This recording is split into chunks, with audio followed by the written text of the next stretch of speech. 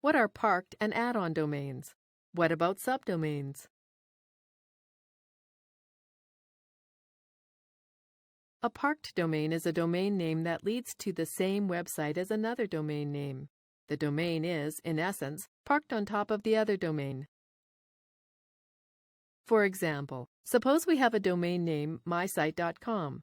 If we park mysite.org on top of the .com domain, a visitor to our site will be able to access the site from either the .com or the .org address.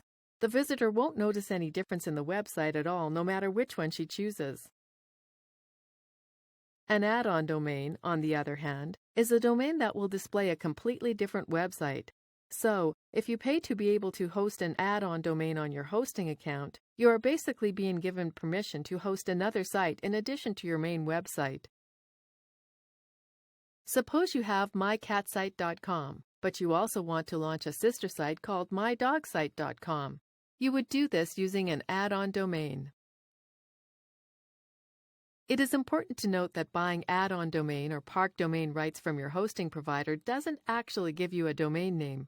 It just gives you the ability to add that domain to your account. You'll still have to pay for the domain name too. Subdomains, though, will work off your existing domain names.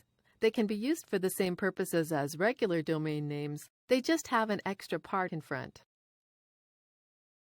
www is actually considered a subdomain, but one that is usually parked on top of the main domain. Another example could be if you created two subdomains, dogs and cats, on mypetsite.com. You'd visit those subdomains in your browser using http://dogs.mypetsite.com and http://cats.mypetsite.com, respectively. You could set each domain to go to its own website, or to go to a section of the main mypetsite.com site. This is the end of the tutorial. We hope you now completely understand the differences between add-on, parked, and subdomains.